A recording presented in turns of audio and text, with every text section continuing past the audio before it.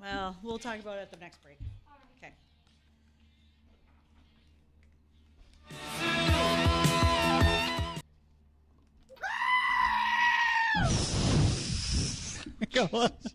I just thought I'd give you the wind sound effects. I'm here to help. So welcome to Weather and Ag in Focus. Want to thank everybody for joining us here. 1:06 in the afternoon, Thursday, March. Well, it's going to feel like March tomorrow, Easy May over 23rd, there. man. Easy. We do have thunderstorms in the forecast, and some of these are expected to be severe. More on that in just a bit. I want to thank you for joining us. Bridgette, Readel, and myself are going to handle the ship today. Justin, he decided to, did he quit or did he just leave early today? Wind gust came up, blew him right back north. How windy was it? I just thought I'd give you the wind sound effects. I'm here to help. There you go. Thanks. You are very welcome. So Justin's getting ahead of the storm as we're expecting severe weather to pop up into the area as we head into the afternoon hours. In fact, thunderstorms now starting to pop up just east of Lisbon and down south into South Dakota, right around the Langford area, and just southwest of Kindred. One little cell just starting to pop up there. We'll continue to see these thunderstorms develop as we head through the afternoon. And again, some of these are going to be severe. Mainly in our far southern counties, let's say Oaks towards Lisbon, Gwinner area, over towards Hankinson, Wahpeton areas.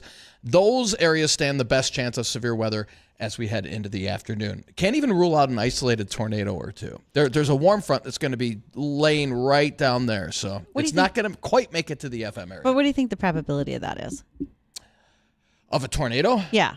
I'd give it 30%. Okay, so we're still on the short side of that. Yeah, but somebody is going to get severe weather in our area, mainly the 94 corridor southward. So, because I always feel like this is the time of the year that it's too early for a tornado, which, of course, I know I'm wrong. Right. Could it just be a derecho? No, but they are expecting a big derecho that's going to sweep through Nebraska and Iowa tonight. Oh, good, because Iowa hasn't getting hammered enough. Or Nebraska. Yeah, those two have just been the target zone so far this spring. It's been pretty bad. And again, we haven't really had much in the way of severe weather up here. And I was reading an article, Bridgette, 37 of the 48, the lower 48, have had tornado reported so far this spring. North Dakota's one of the states that is not on that list. We have not yet had a tornado yet this spring. We're totally winning.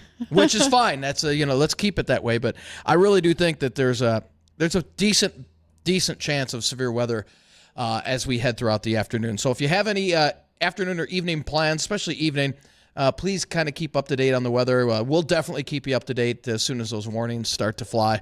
Justin and I will be taking care of that. And I wish I had better news for the weekend. Although it's not going to be a total washout by any means, we are expecting at least isolated showers through the weekend. We'll have many dry hours, so if you have any outdoor plans, I think you're going to be okay. You'll be able to get them in. But late Sunday into Monday look to be the wettest period. But hold on. Let's just back up. Okay, so y'all are worried about going to the lake. Okay, great. That's one thing. But let's remember what we really have Memorial Day for. I got my poppies this morning when I stopped at my local bank because head teller is part of the Women's Legion. And that's the real reason we have Memorial Day. So let's calm down about whether or not you can put on your arm floaties. I mean, if you wanted that, you can hang out in this there's plenty of standing water. Empty yard next to us. There's plenty of standing water out there. But I think we just want to just take that into account that it's not the only reason. That's a good point. And Thanks. do they sell when I went last Memorial Day, I was down in the Twin Cities. Sure. And they were selling the poppies on the corner. So I made sure, because I always remember growing up, and my dad had it hanging off the rearview mirror. Yes. And so they still do sell those. They do sell those. I don't see them as frequently. Right. But again, because of who you know and where they might be. Personally, I usually have them hanging from the headliner in my pickup, but I got in a different vehicle and they didn't survive the move. There was some problems. So I had to get new poppies this year. All right. And they're a free will donation, which all goes to supporting the American Legion. Mm-hmm. So I think that's worth our time. Absolutely. Absolutely. So we've got, we got severe weather. We got heavy rain, like we need any more rain. But currently, I mean, temperatures across the area are we're in the 40s right now, just north of Grand Forks, along that Highway 2 corridor. Temperatures in the 40s. Yet you go in the far southern valley, just south of town, temperatures in the low 70s. And that's where that warm front is laying, right around our far southern counties. And that's where the main severe weather threat is expected to be. We were thinking earlier that warm front might lift as far north as Fargo, but it's stalled and it's at where it's at. And it's not expected to move any further north. So, again, those far southern counties, again, Oaks, Gwinner, Lisbon, Hankinson, Wahpeton, you're all in the path of what is expected to be a severe weather outbreak. Because I have the worst sense of humor in the world, this is probably a good time to mention that one of our Here We Grow sponsors for our custom farming project this year is the Red River Retention Authority. So as this rain falls, keep an eye on those guys. They actually have an authority partner summit coming up on July 31st. It'll be in Grand Forks, and their featured speaker is former Minnesota Representative Colin Peterson. Colin was a fairly high-ranking member in the ag community for Congress. And so looking forward to hearing what he has to say. Again, that'll be July 31st, and that is the Red River Retention Authority. Yeah, it's an inch or two of rain is expected out of this. We just had some. I drove. So yesterday I drove. I was in South Dakota, and honestly, that northeast corridor is soaking wet. There's water standing. Richland County, North Dakota. It's that's really duck hunting property right now. There's just water standing everywhere. So I'm sorry for Dean to give you more rain. I apologize to you guys down there. I wish we had better news. By next week, though, we do dry out a little bit, and we'll warm things back up to seasonal, to a little bit above normal temperatures, back into the 70s next week, and drier conditions. Not totally dry, but drier than what we've had lately. So well, and one of the things that this is going to do for us is that it's going to wind up causing us potential for leaf disease, particularly in our small grains that's up, our wheat and our barley. Okay, yeah. So when you have all this moisture, you have to start thinking ahead. Pretty soon, we've already got weeds emerged. NDSU's crop and pest report came out this morning. They talked particularly about kochia, shepherd's purse, hoary cress. Those are some of the weeds. Not all are as familiar in tilled fields, but they are there. And we know that we're going to, especially kochia. Kochia is horrible, and we're going to have to get after that early on. And when you're preparing to do those tank mixes for weed control, think about adding your fungicide to prevent any early season leaf disease as well. Right. Gotcha. And we got a special guest coming up, do we not, Bridgette? We do. Our guest is going to join us today. That is Greg Gullickson. Greg is with North Dakota Game and Fish. He's a biologist for them. We have several questions that have been sent from listeners, and we're looking forward to getting him connected. I want to make sure that we have an opportunity to visit with him, because I think there's a lot of good information, especially when you consider the combination of our farming and ranching community along with the wildlife and how we manage it. Right, there's a lot of opportunities there in between what we do every day. Gotcha. All right. So don't go anywhere. We're going to have to take a little break here. We're going to hit our Ag Network. And when we come back, we'll have our guest Greg on with us. If you have any questions for us throughout the program, feel free to give us a call on our Red Wing Shoes hotline, 701-293-9000. Again, the phone number is 701-293-9000. Don't go anywhere. We'll be right back.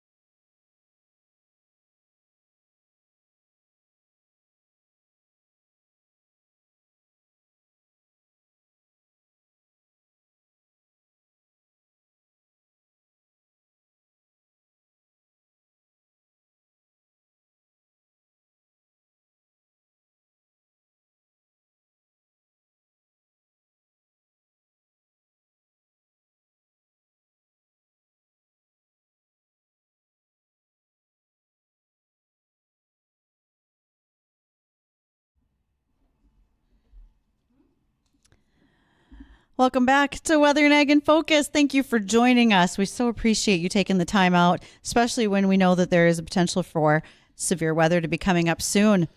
Dean was just talking about that. Yeah, we've got, you had a small hail report down. I did. So down close to Langford, South Dakota, where you said that cell was developing, there was some small hail associated with it. I just got some pictures from a listener down in that area. Yeah, we've got a cell that just popped up just northwest of Leonard. Looks like that's got some small hail. No warnings issued yet, but this is just a sign of things to come, that the storms are just starting to pop to the south of the FM area, and they're all moving northeast. So, again, we can expect some severe weather as we head into the afternoon, focusing the majority of it's going to be just to the south of the FM area, but I do believe we'll see some severe weather reports even in the FM area. Well, that is very true. So we're going to be curious to see what the weather's doing for our guest today, who's a little bit further to the west, and we are joined by phone with Greg Gullickson. Greg is with North Dakota State Game and Fish. Greg, I'm sorry that we don't get to have you on video today. I think that has a lot to do with security measures between our system and yours, but the good news is we can hear you now. How are you? Absolutely. I'm great, and it's a great day here in central North Dakota, and it's, kind of funny with your into the weather and keeping everyone informed. What's going on here in central North Dakota. Yesterday morning, we had frost. I saw that. Yeah. Yeah. So one day you're talking about frost, and then the very next day you're talking about the potential for severe weather. But well, not only that, Greg, North Dakota for you. Yeah, they're going to have snow from Minot up into Manitoba tomorrow. What? Yeah, wet snow. Get out of here. I'm not kidding. Yeah, that's crazy. Get your galoshes back out, Greg. It's crazy. It's going to be nuts. But it's all good moisture. That's right. And you guys have not had as much moisture. So from a game and fish perspective, what do you like out there? Are you seeing that it's a relatively good habitat? Are you thinking things are a little too dry for natural water sources for wildlife? What do you think?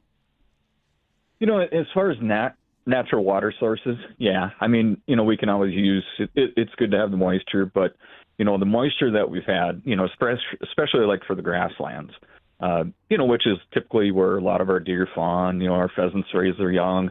The wetlands, we still have good conditions in most of the wetlands. They're not, exceptional or anything, but we still have good conditions. And the other thing is, some of those riparians or those grass areas, around some of our water bodies, whether it's a slough or a lake or whatever, we do have some good nesting cover. In fact, I was out picking some asparagus around a slough the other day, and a lot of that habitat is already knee deep, and we're seeing ducks sitting in the nest. I've already seen a few pictures of some baby Canada geese, so things are rolling right along. That's awesome. Now, okay, so many questions that I've gotten from listeners, but before I dive into those, one that you just brought to mind was, we know bird flu has been moving with our migratory waterfowl. Are you seeing anything as far as more death by bird flu this year than you did last year? Or do you think things are about the same? We're just more aware of it. Any idea what you see out there in the field? I think we were actually down a little bit from last year. And it was really spotty. It just depends on which part of the state. I know we did have some deaths again, this spring with migration, and last fall. It's kind of been more on the radar for the last couple of years, but not a huge detriment to the wildlife population, but definitely something that if you happen to see, not just a bird here or there, but if you happen to see a group of birds that's died, of carcasses that are left, I think most of that threat should have gone away now that those birds aren't as congregated as they are, through the migration period. When they're a lot of them are heading back up to Canada to nest or up to the Arctic to nest. That's when we're noticing, some of these major die-offs. And, one of those species where it's really easy to see that is snow geese. You have a white goose in a brown field when they're migrating in the spring, and when they die from bird flu, it's pretty easy to see that white bird out there dead in the field. When it comes to species like mallards, Canada geese that are more of a drab color, Sure. A lot of times those carcasses don't get noticed just because they blend in with the environment so much more.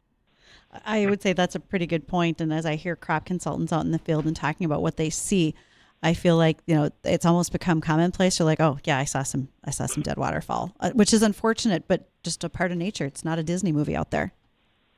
It absolutely, and nature can be cruel, and wildlife can get diseases just like us humans can, and there's quite a few different things, and when you start talking about wildlife, whether it's bird flu or epizootic hemorrhagic disease, EHD, or chronic wasting disease, CWD, it's not like we can go and vaccinate the wild population for whatever strain of disease is going through it. So it's just to monitor it and then to see what we can do to reduce that. And in a lot of cases, there's really nothing that us as humans can do, because wildlife is just simply doing what wildlife is supposed to do. And that's one of the things that really stuck out to me, in COVID. Everyone's, stranded inside. We're isolating from each other. And we happen to live on our family farm, got a slough right outside my office window. And the wildlife was still doing exactly what wildlife does. They had no clue how the whole world, the human world, was being affected. Okay, so speaking of something similar to the human world, I had a listener email that I want to read, because this was something I mentioned to you as well, Greg, that he was wondering if you could speak to this. So he had heard a speaker, actually a wildlife biologist, mentioning white-tailed deer. And he said the greatest chance for trophy bucks come from early born doe fawns that become pregnant that first year, because their DNA is young and fresh. Not that the DNA changes, but it makes a difference in her fawns versus DNA of older does and their fawns. Do you think that's possible, probable? Any comments? I mean, we have lots of our farmer listeners are also hunters as well. And many times they find some of those trophy racks as sheds out in their fields, unfortunately in tractor tires. So any comments you might have for that? Well, when it comes to antler size, antler development, there's a few, basic things. And for a trophy buck, it's dependent upon a number of factors, and it's primarily genetics or DNA.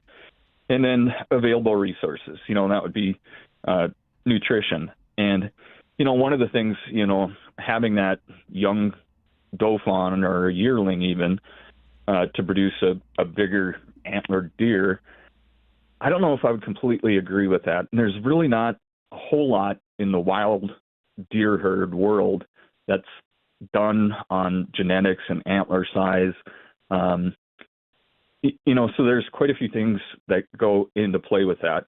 If you have a young fawn, let's say it was a fawn from last year that got bred and actually has a fawn, or a yearling that has a fawn, or a 2 or 3 year older doe, I think the odds of that older doe producing a trophy buck would be a little bit better. And one of the simple reasons because of that is that deer's been on the landscape for a while. So that deer knows where to find good nutrition, and sometimes those older deer make it through the winter a lot better than a younger deer. In fact, when we see winter killing deer, we see it a lot in fawns just because they don't know how to survive as well as some of those older deer that have been on the landscape. And, winter is probably one of the major factors. Coyote avoidance would be another one. But yeah, there really isn't a whole lot of work done. Texas and Wisconsin and some of the places that have quite a bit of captive deer, that's where genetics really comes into play and the health of that herd out there. One of the main things with, producing a trophy deer is usually the age of the deer, and I think the antler size usually peaks at, I want to say it's around age 5 or 6, and then that condition goes back down. But in North Dakota, we have such a high turnover rate on our deer that if you were to happen to harvest a 5 or 6 year old deer, that's considered an extremely old deer. I think our average harvest age of a deer in North Dakota is 1.5 years. And in North Dakota, we don't manage for trophy bucks or point restrictions or anything like that. And that's basically what we're hearing from the majority of our hunters out there. And I realize there are people that are landowners that try to manage for trophy deer, but in North Dakota, the reality is, even though we do have some large landowners, we have some large areas of land, we have some of our deer, in fact, the deer that the doe and the fawn that usually are on our place, they'll actually move 25 miles right around the end of the gun season, depending upon what the weather is. But they'll move long distances. So trying to raise a trophy deer by not harvesting a smaller deer, and just because that rack is smaller doesn't necessarily mean that it's ever going to get any bigger. Right. Again, it comes down to genetics and nutrition. And Greg, we had an email question here. They were asking, what exactly is it is it pronounced gratis? Gratis tag? Gratis. Yeah. So for a North Dakota resident, you have to own 150 acres or more, and then you can actually get a free deer tag, and you can hunt on that land or hunt on your own land. So it's 150 acres or more. That landowner can also transfer it only to a spouse or a dependent that's living with them. Okay. So that's what a gratis is. And, a lot of great information on our website. It's quick and easy to apply for your regular deer tag as well, and for your gratis tag. You just simply log on to the Game and Fish Department. If you have an account, you just click on your account. For me, I just copied the information that was there from last year. And just a reminder, those deer gun applications. So this is for the regular deer gun hunters, for gratis hunters, and for muzzleloader hunters. That deadline is coming up Wednesday, June 5th. So keep that in mind. The deadline is midnight. Apply on the Game and Fish Department website, gf.nd.gov. That'd be me. I got to get my tag. You got about a week and a half. You better do. Yeah, I got to go. Done. I got to do my application for my deer gun tag. So that's just me. Well, we're coming up on the bottom of the hour. We're going to take a quick break here, pay some bills, and when we come back, we'll continue our conversation with Greg from North Dakota Game and Fish. If you have any questions for Greg, again, feel free to give us a call, 701-293-9000. That's 701-293-9000. Don't go anywhere. We'll be right back.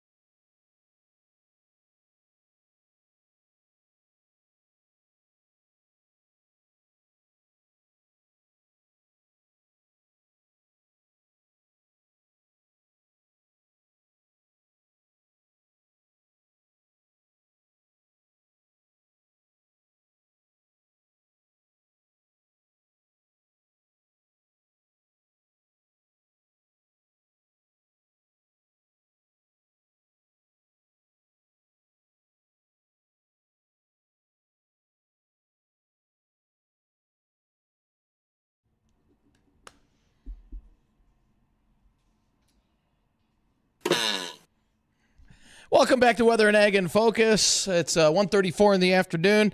I want to update you on radar right now. We've got some thunderstorms developing. Nothing severe as of yet, but there's a cell just about to enter the Durban area, and that will be pushing into Mapleton here over the next 30 minutes. Could be some small hail with that. So nothing severe as of yet, but we're keeping an eye on that cell. That's one of the stronger ones. We've got a couple of lighter showers just to the southwest of the FM area. They're pushing towards the FM area, but those are starting to weaken just a bit. So let's get back to our guest, Greg Gullickson. He's from the North Dakota Game and Fish Department. And Bridgette, I believe we had a couple email questions that came in during the break. I did. I had some more. And one of these, Greg, I also had run by you in advance. And that is about brucellosis. We hear about it in buffalo. It can be transferred to cattle. Is that something that is seen in wildlife as well, like in the white-tailed deer population or anything like that? That was a question from a listener for you. It's I think fairly uncommon, and I don't deal a lot with the disease part other than the reporting, and I haven't seen any information or any news releases that have came from our department or any emails just saying, hey, to keep a lookout for that. So it's really not a concern for the game and fish. Okay, well, that helps tremendously. Okay, so we talked about deer apps, but there's so many more things. We have haying season coming along, and we know that a lot of fawns were most recently birthed out there in the wild from our white-tailed deer population, but really any wildlife. And there's sometimes those who mean well, and they want to pick them up and rescue them, so to speak. So what's the advice from Game and Fish when we come across that, whether it's in the field or national or in state parks or anything like that? It's a simple statement. Don't touch them. Whether it's, like you mentioned, a young fawn, a duckling, cottontail rabbit, songbird, it's better just to leave them alone. And, most of the time, young animals are not abandoned or deserted, and the mother is probably nearby. Young wildlife are, purposely put in secluded places by adults to protect them from predators. And anytime that those young animals have human contact, its chance of survival decreases significantly. And also, it's illegal to take wild animals home. Captive animals later return to the wild, just struggle to survive. They don't have that those learned survival skills from their mothers. The only time that a baby animal should be picked up is in an unnatural situation. So let's say it's a young songbird found on a doorstep. In that case, just move that bird to the closest suitable habitat. The same thing. I know there's a lot of guys, that are haying, that are doing field work, and I know a lot of my friends and neighbors and fellow farmers and ranchers, they'll just simply go around that nest. And I realize you probably got to skip in the field then, or they'll pick the nest up and move it over. But the less contact, the better. And also, steer clear of adult wildlife as well. Deer or moose. Especially if you come across a moose calf out there and you want to get some pictures, I've been in that situation before, and that mama cow moose is not very happy. And I've seen deer do the same. Canada geese, they can get really aggressive as well. I've got a question on that, Greg. Yep. The murder chickens? You mean, no, the flying sky carp, otherwise known as Canadian geese. So was on the golf course last week, and this goose was enormous. And she was not moving. So you could see she was sitting on a nest. Yes. Okay. Yep. Now, my golf ball went right next to her. Is it safe? And I'm like, I know how mean these suckers can get. Yeah. I'm leaving the golf ball where it's at. Would it have been safe to go next to that nest and be able to hit the golf ball, or that thing would have more than likely attacked? I would say take the drop ball. Right. I did. I don't know what the penalty is on that. I didn't take a penalty. That would be interesting to know. All right. Do you risk getting attacked, or do you take the penalty? Yeah, we do work, with several golf courses. We work with several private landowners, and specifically on golf courses, those park staff are trained to do a few things to reduce the number of geese that are on those golf courses. One thing is you can modify that nest. You can actually make those eggs sterile, and there's several of those city golf courses, things like that, where we can work with those entities. And I'm positive Fargo is on the list. I know the golf courses in Minot are. And then, if you're a landowner too and you're having some issues with canned geese, give the department a call. There are a few different solutions. The best tool for controlling those canned goose populations is us hunters in the fall. That season opens up in August. And, even like with Minot, and I know Fargo has it, for example, we've worked at the city to have some urban archery opportunities for deer. Yes. So there may be some options to work with the city to have some hunter control on them as well. And obviously the utmost thing is safety by doing that. But yeah, if you're having goose issues, especially for the landowners out there, try to get some hunters in the field in August. In fact, rather than me calling landowners to say, can I hunt? It's usually the landowner calling me saying, hey, when are you going to get to my field to hunt? Please do. And we got a caller, Al. He's on line 2. Al, you've got a question for us. Yeah. So what do you do if you're way out in the middle of nowhere and you come across a wounded or a dead eagle? Oh, good question. That is a good question. So anytime that it's a wounded animal, if it's an eagle, if it's a deer, if it's a moose, contact the game warden. Because if you just simply dispatch that animal on your own without talking to a game warden, and let's say a game warden drives by and sees you standing next to an eagle with a gun, that's not going to be a good situation. Same thing with the deer. So get to know your local game warden where you're at. Whether it's in your hunting area, whether it's around home, get to know that local game warden. It's a great asset, and he'll try to help you out with that situation. And obviously, we don't like to see those critters suffer out there. So to get it taken care of as quickly as possible. The other thing that you can do is just simply call state radio or the Report All Poachers hotline, and they'll get you in touch with someone. Cool. All right. Thanks. All right. Thanks, Al. Thank you so much. So I liked what you said, Greg, about, don't approach wildlife, particularly adults. You have a moose, etc. That's a bad situation. Like Yellowstone's, the national parks T-shirts that say "Don't pet the fluffy cow." They didn't mean this cute little Highlander cow Cooper that's sitting on our desk. So stay away from those is one point I wanted to make. The second has to do with West Nile virus, because we talked about bird flu. I don't know that there's a way to determine, unless you tested and literally autopsied the animal to know if that bird died from bird flu or West Nile. We anticipate the West Nile virus will potentially be more of an issue later this summer. I'm just curious, Greg, if you've got any feedback on that for us. Yeah, testing, whether it's any critter out there that looks sick, injured, or deceased, we do want to know about them, and we do try to collect them. It gets a little tricky when we get to that 70, 80 degree temperature range where those carcasses start to decompose and we're unable to collect samples. But anytime you run across, sick, injured, or deceased wildlife, get a hold of the Game and Fish, and we'll try to get that in our possession, or possibly have you pick it up and tell you what to do to take care of it so we can collect those samples. Great. And we've got a caller, Rob, on line 2. Rob, you've got a question? Yeah, I was hearing a lot rumors about wild boar in northern North Dakota and how they're taking over, and there's going to be hunting coming up.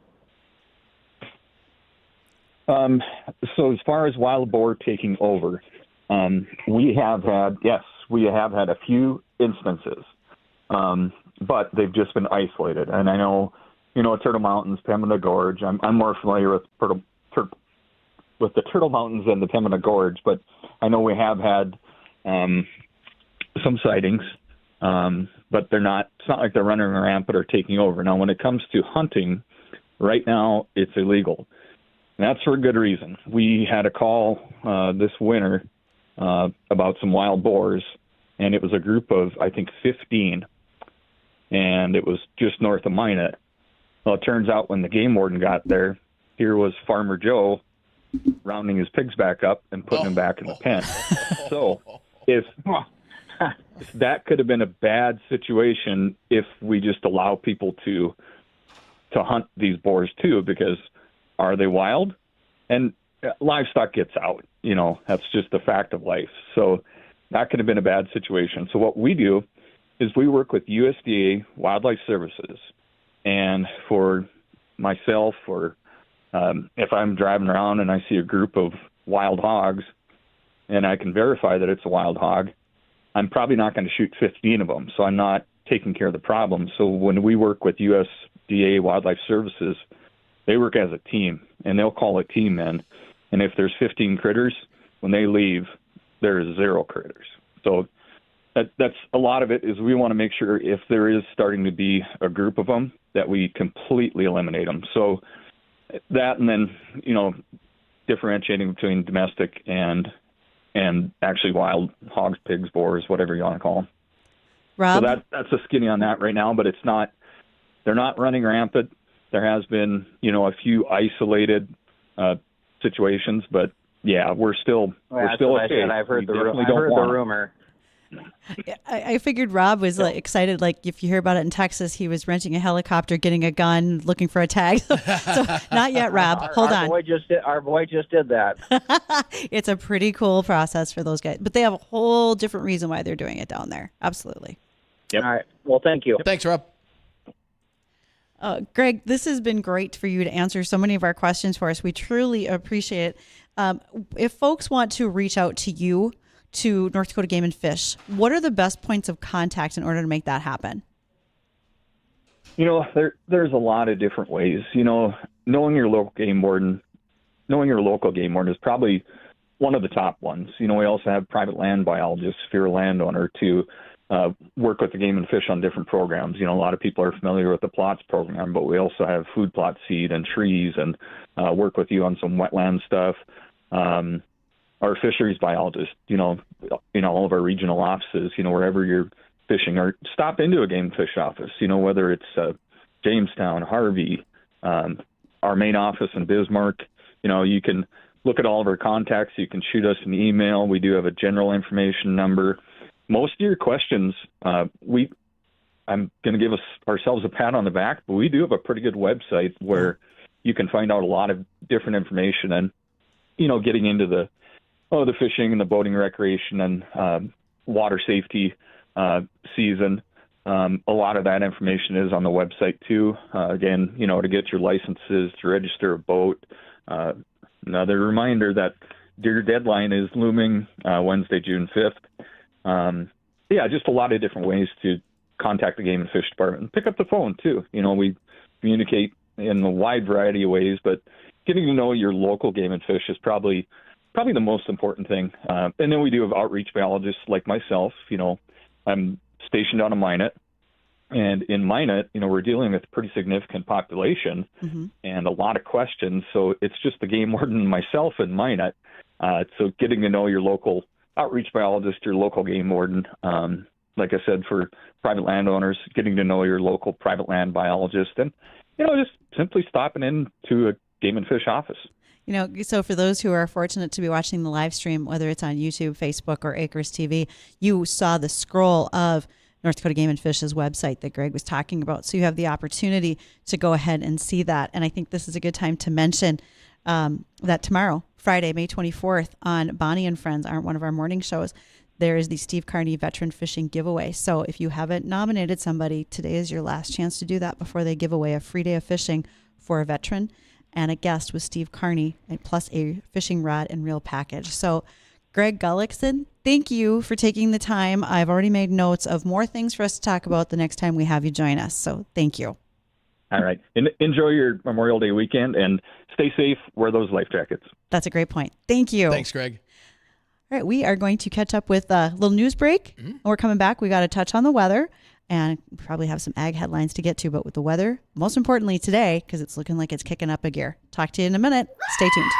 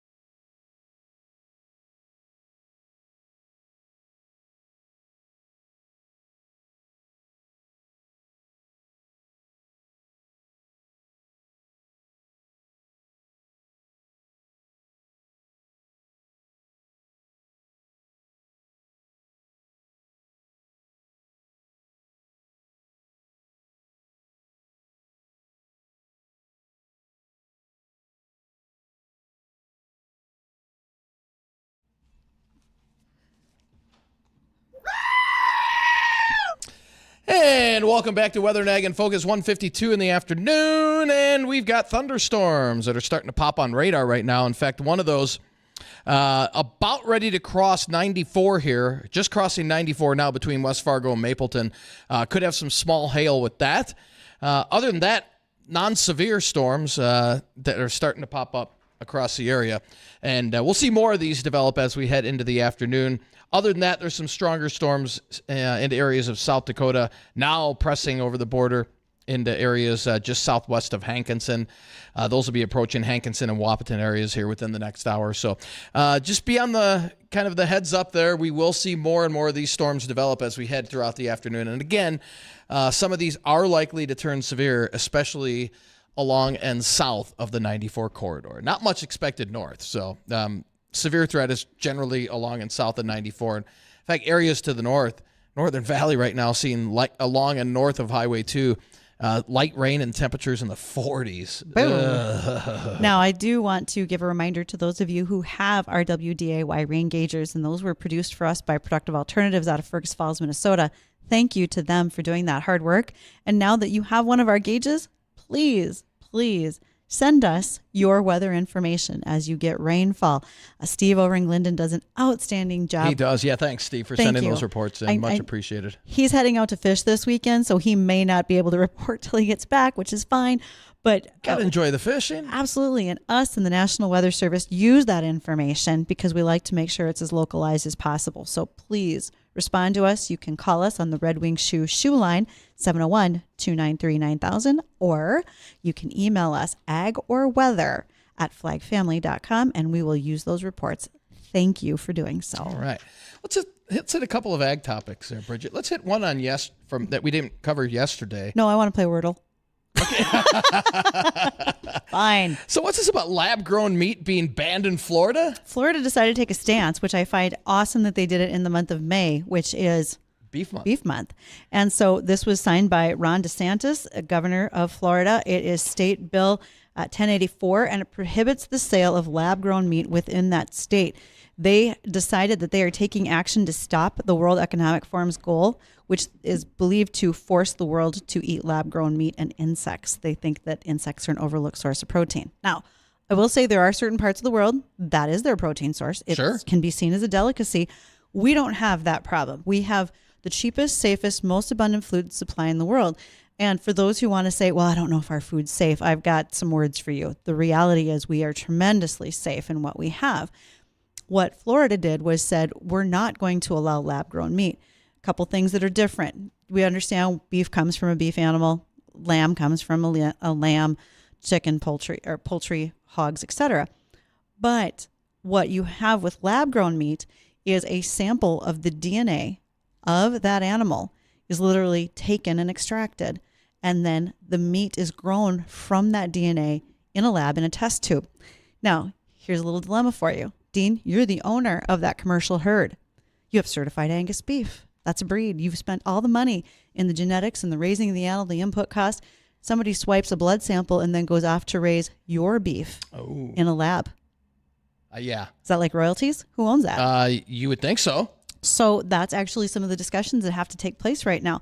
Florida just said, nope, we're not dealing with this. No lab-grown meat in this state. And Florida is actually home to some of our largest beef herds in the U.S. Good for them. Good. Yes. Good for them. So very nice to hear what they're doing. I am a big proponent of real meat and beef. So thank you to them. Right. And we have a special cow in North Dakota, I see. We do. She is actually a bit of a surprise. You know, if you remember back, we talked about a cow in Nebraska that surprisingly, she was a 5-year-old red Angus, and she had 4 calves at one time. Here in Kidder County, North Dakota, we have a cow. She's not new. She's a couple years old. She had 5. She had quintuplets. Whoa. Think of it this way. She had 20 hooves inside of her. Ouch. Yeah, that's a lot of action. And of those 5 calves, 3 were born alive, 2 were born dead. Aww. She has still been up and eating. She's been weak, but doing very well. They're definitely supplementing milk for the calves to keep that going. Is it normal if you have that many that twins are not unexpected. Triplets are a little bit of a surprise. Once we get to 4 and 5, this is quite the shock. And this also was not an artificially inseminated cow. This was bred by the herd bull. Gotcha. So that's also maybe a little bit of a surprise that I don't want to say that he did that well, but he did, and that cow's doing great. So something to think about there when it comes to livestock. All right. Well, let's hit the forecast real quick. We do have some stronger storms now. Nothing severe, but they could have some small pea-size hail just pushing over the 94 corridor into West Fargo. Those are moving northeastward towards areas around North River, Oakport areas will receive some brief heavy rain. We've got a few sprinkles hitting the Fargo area, but other than that, most of the activity is going to hold off to our south. But by 4 o'clock, I think we're going to see more widespread showers and thunderstorms developing. So as we go through the afternoon, we'll continue to see more and more of these storms develop. And some of these are going to be on the severe side. Not much of a tornado threat here in the FM area, but points south of here, a better threat for isolated tornadoes. Hail, high wind, heavy rainfall likely as we head into the evening hours. Remember, I said disease and weed control is going to be coming up. Don't forget to pay attention to one of our sponsors, Gowan Company. They have a Fiance fungicide for you to use, just like we're going to use on our cornfield. Absolutely. Well, that'll do it for Weather and Ag in Focus. I want to thank everybody for joining us. Stay up to date on the weather. We'll interrupt regular programming as needed. The Jay Thomas Show is coming up next.